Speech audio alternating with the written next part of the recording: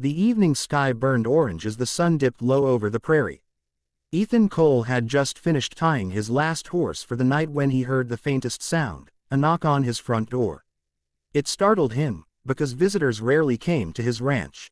He lived far from town, by choice. After losing his wife years ago, he had buried himself in work, keeping people at arm's length.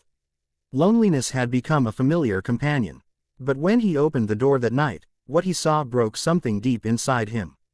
A little girl, her dress torn and her cheeks streaked with dirt and tears, clutched the hand of a young woman. The child looked up at him with wide, frightened eyes and whispered, "My daddy died today, can we sleep in your barn tonight?" For a moment, Ethan could not speak. He stared at the pair, the little girl's trembling lips, the mother's weary face lined with grief, and something inside him shifted. He saw echoes of his own pain, the same helplessness he had once felt when death stole away the person he loved most. Finally, he stepped back from the door, his voice gentle but firm. "You don't need the barn. You'll stay in the house. Welcome home." The young woman stiffened. "We didn't mean to intrude," she said softly. Her voice carried pride even through her exhaustion. "We only wanted shelter for the night. We'll be gone by morning." But the child tugged at her hand and whispered, "Mama, please." That one word undid the woman's resolve. Ethan motioned them inside, lit a lamp, and set blankets by the fire. The child curled up immediately, sighing with relief as warmth surrounded her.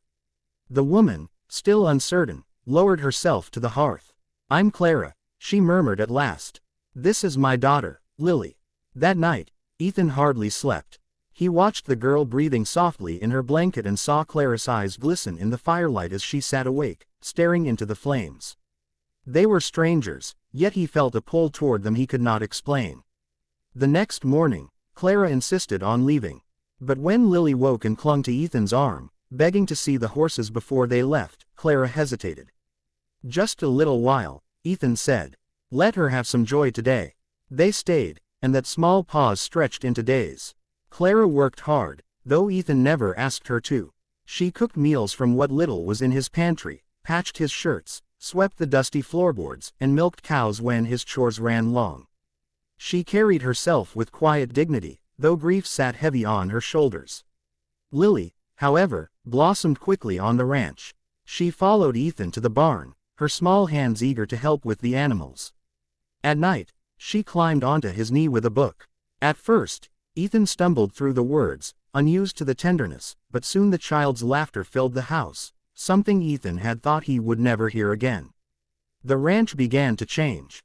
Where once silence had pressed on Ethan, there was now life. The clatter of pots in the kitchen, the murmur of Clara teaching Lily her letters, the soft hum of a woman's song drifting from the porch. Ethan found himself looking forward to meals, to conversations, to small smiles shared across the table. Still, he noticed how Clara kept her eyes lowered, as though she felt she did not belong. One evening, as the last light bled across the hills, Clara tried to thank him. "You've given us so much," she said, her hands twisting nervously in her lap. "We don't want to burden you. We'll leave when we've found a way." Ethan's voice was steady. "This isn't charity, Clara. You and Lily, you're not a burden. You're exactly what this place needed." His gaze softened. "You're what I needed." Her eyes met his then, truly met his, and for the first time she let herself believe his words. As weeks turned into months, their bond deepened. Clara planted flowers along the porch, her laughter lighter each day. Lily ran through the fields with ribbons in her hair, calling Ethan, "Ha," without realizing it.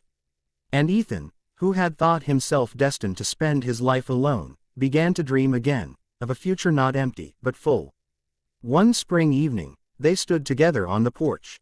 The air was fragrant with blooming sage, and the sun dipped low, casting the land in gold. Lily had fallen asleep inside, her small hand curled around the quilt Clara had sewn. Clara turned to Ethan, her voice trembling but filled with gratitude. "You saved us when we had nowhere to go. I don't know how I'll ever repay you." Ethan took her hand, rough and calloused from ranch work, and folded it gently into his own. "You already have," he said softly. "You gave me back my home." Tears welled in Clara's eyes, but this time they weren't only from sorrow. When their fingers intertwined, it felt natural, as though their lives had been leading to this moment all along. From that night forward, the farmhouse was no longer just Ethan's. It was theirs, a place of warmth, laughter, and love. And though grief had once stolen everything from each of them, it had also led them to the door where a frightened little girl had whispered a plea. Her words had changed everything. "My daddy died today. Can we sleep in your barn tonight?" And with Ethan's answer, a new family was born.